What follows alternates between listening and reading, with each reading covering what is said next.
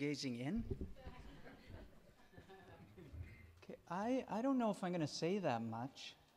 It might surprise some of you as once I get going, sometimes I'm hard to stop. But I think I'll call it a visual poem maybe. And there will be death in it. And some of you who know my series will be familiar with that. But we're not going to start with it. We're starting with life. And I think when I was putting it together, there was a flow and it made sense to me. Kind of curious if it's going to work that way for others. And I'll invite you to stare at the pictures for 20 seconds because some of them will last a while. These are ravens, by the way.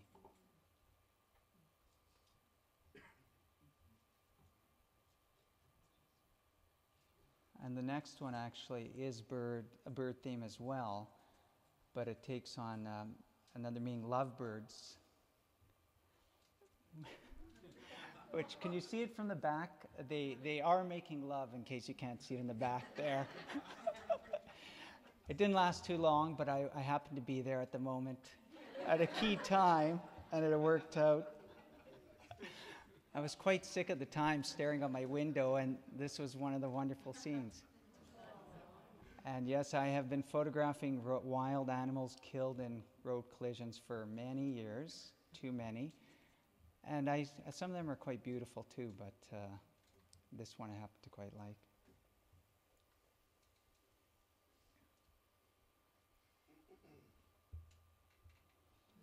And there's quite a bit in detail in this one, but I call it Color Your World. It was in Toronto. And this person, it just sort of all worked together, but I think it's quite poignant.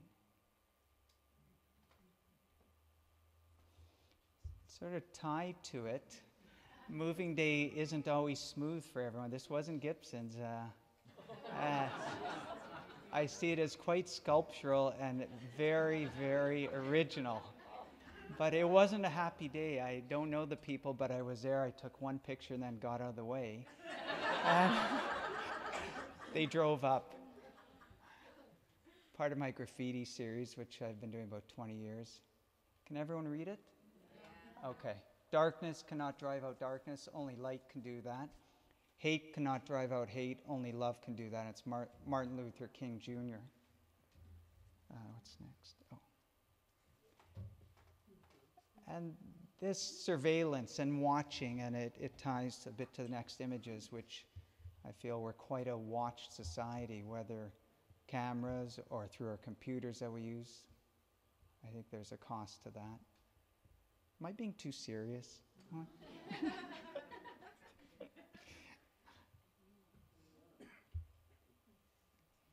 And there's a person buried beneath this, actually.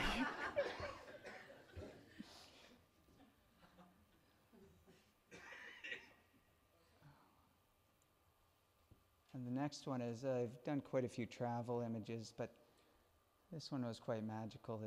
This boy didn't even know I passed by. He was so lost in thought, just watching out there wherever. This was in Burma. And then there's another form of watching, and it was also on a trip. And I have a whole series of them, which I can't show because Wendy's not allowing us to show more. But I have a whole series of this particular one. They were different positions, and they were watching for the fishing boat to be coming in. And they just kept changing their positions, their arm positions, in this panoramic scene. And the next is, to me, it speaks of summer. It was in Vancouver, standing in the middle of Broadway, avoiding getting run over. And this really, the light, the position, it really speaks to me, this boy running across the street. I should mention, none of these are with digital. They're all film. I scanned them for this.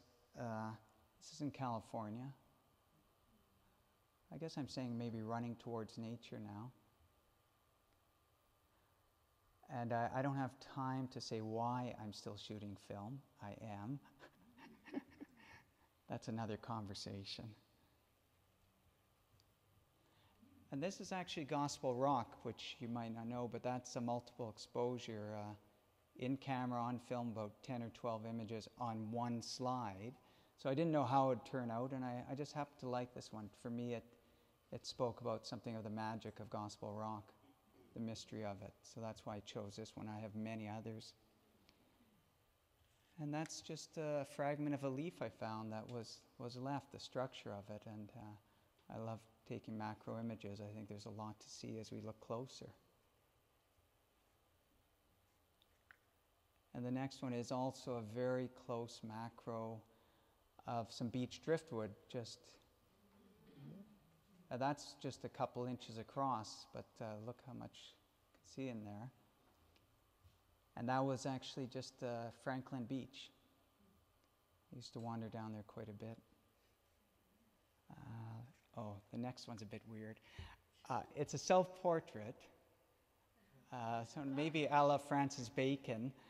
Again, it's about 10 or 12 exposures on one slide. And I wait patiently to see how it worked out, because I go to the city to get it processed. How foolish is that? And before, there is one more roadkill. Now, the shadow. Look at the shadow. Do you see Alfred Hitchcock? Alfred Hitchcock is there. I didn't see it when I took the picture. I took it because of my roadkill series, and later Alfred Hitchcock appeared. So I don't know how he did it, but I'm very impressed. And this one is in Vancouver, and I call it Rockstar. And it was just near Chinatown. I don't know how that got there. Maybe a seagull dropped it. Whatever happened, but it's very. This is the last one, so maybe we're all going to be rock stars. Okay, thank you.